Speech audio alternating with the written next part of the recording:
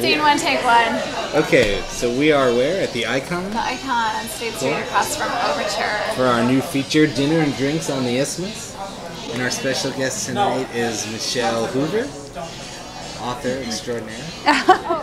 Yes, author extraordinaire. Yeah, I said that. Oh, yes. She just did a reading. What brings you to town tonight, Michelle? What brings me to Matt? Well, I'm actually was driving through.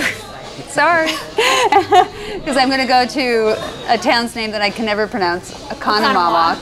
I always add an extra syllable to that. And are you in the middle of a book tour? I am. I'm in the middle of a 2-week book tour. And Enadina's voice and personality is the one that's most based on my great-grandmother's journal. I had about 15 pages of a journal that we found. And it's very summarized. It's very quick about her life. But I used her story to kind of inspire me for my own, but it's very loosely based. And Oconomowoc was on your schedule, and then they put Mequon, Madison in just as a sort of Well, I told my people that I should stop in Madison. Are you a wine person? I am, but the way I choose wines is that I go to the top of the list and find the cheapest one they have. I've heard that. And that's usually, okay. yes, because it's supposedly the second cheapest wine. That's exactly That's supposed to be heard. the bad wine. Yeah. And every time I get wine, people are always like, "Oh, your wine's the better wine," and they get all whiny and stuff. I'll be like, "Yeah," and they just think I'm a genius. And so you don't have the seafood croquettes or was it the baked garlic shrimp you didn't have? No, we don't have the seafood croquettes nor the chicken croquettes. Okay. No croquettes. No croquettes. Oh, that's right. Whatever makes a croquette, they're out of. So you flew out to Iowa from Boston. Yep. And then did you rent a car, and you've been using the same rental car? So I was using my mother's car for a little while. Oh. What kind of car is that? This big white Buick. And so that was fun. And then I finally, we rented a car in Ames because I'm going to have to drop it off in Chicago. And that's a Toyota, and it gets a lot better gas mileage. It was kind of nice. So, yeah. So is the publisher paying for that? Yes, the rent-a-car and the flights and the gas mileage and some of the hotels. Mostly I'm staying with people again. So is it like the music industry where these kind of expenses then come out of your royalties later on? No, they don't come out. Though it's very unusual these days to put an author on a book tour. So my publisher's being very generous with me. What do you think inspired them? I think they were inspired by the Midwest. I mean, my publisher does a lot of international writers, and they don't do a lot of American writers. And God knows why they chose me, but I think they consider the Midwest kind of exotic. You know, most of them are New Yorkers. And so I think they're just kind of fascinated with the Midwest and wanted to send me through here and see what would happen. So, is this the empanada? Yeah. What is it? Chicken empanada with a garlic aioli underneath. This is the grilled calamari with the spicy jalapeno aioli. That's good. Wow. Good, I can eat both of these. I thought this was just for you, though. No, I'm willing to share. Are you sure?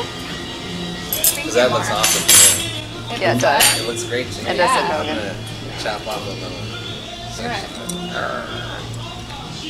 Yeah, it's something with tapas. If you like something, you can just. I'm a little squeamish about calamari, especially without some nice fried breading, but Oh, I did. in Yeah. the spirit of this There you go. venture, I'm going to try some. Oh, wow. Well, you don't have to eat it. You don't have to really eat this good. the scary stuff like this stuff. Oh, no, that I'm I'll eat that one.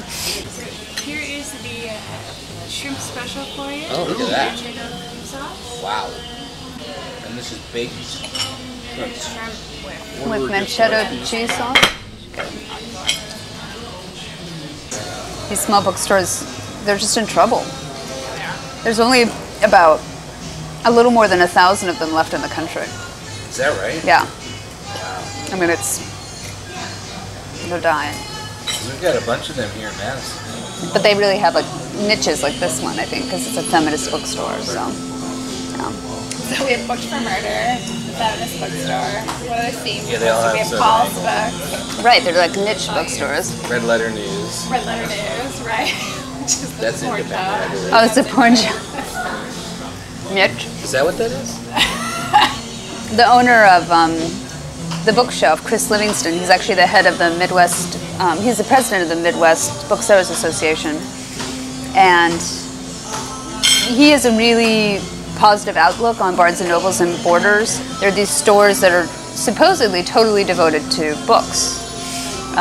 Now, lots of them sell a lot of calendars and CDs and, and other things other than books. But I've met a lot of great Barnes and Noble and Borders people. So there's some really good people there. So there's a place for women's you read fiction. your reviews. Yes. I'm always interested in people who say they don't read their reviews. Oh, I read. I'm a total feedback hound. I can't not read my reviews. So it's two women's stories, Well, intertwined. Two farm women who live next door to each other, but a great deal apart. It takes place in what era? The Great Depression era, 1913 to 1950. Yep. Very good. And So It's inspired by your grandmother's, great-grandmother? my great grandmother's. She left behind a very, very short journal, about 15 pages. Do you use any of her words in the novel? Not her words, but some of the events I use. I might use a couple of her phrasings every now and then. It's interesting. A lot of my family actually thinks that the voice of Enadina sounds like my grandmother. and it could be. And it could be. Did you know Yeah. you knew your grandmother? Right, but she died when I was 19. Well, But yeah, did could mine. be. Yeah, yeah.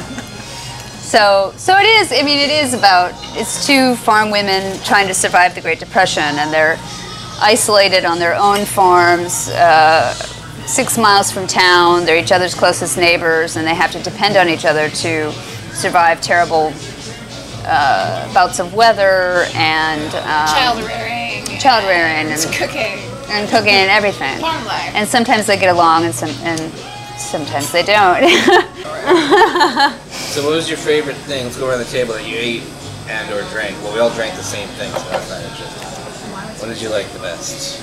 Here, the icon. The icon, right? Either the goat cheese or the shrimp special. One of those two. I was going to go too, so it's really rich though, you know. Well, It was good though. The sauce around it was No, good. I mean, it's Because garlic. you said it's really rich though. As if it's a Well, I can only caveat. eat so much of it. I always get it when I come here, but it's heavy, so you have to just be judicious. Be ready for I think she's saying that picking it as her favorite is sort of weak sauce in a way. Is that where you're headed? You're saying it's too obvious of a choice because it's so rich. It's so like inviting that it's unfair to the other dishes. It Yeah. doesn't have to work as hard because it's so obviously. It reminds me of It's more like an old friend. It is because it's kind of like the comfort food of Yeah. the choices. Yes. So, Yeah. Yeah. But I like the empanada probably. The Empanada was good. was really good. It was very good. Calamari was good. Yeah. I thought the salad was good. Yeah. I'm gonna have to keep eating this cheese you guys have left over. Oh, sorry. Alright. Well, I liked it a lot. I'd come back.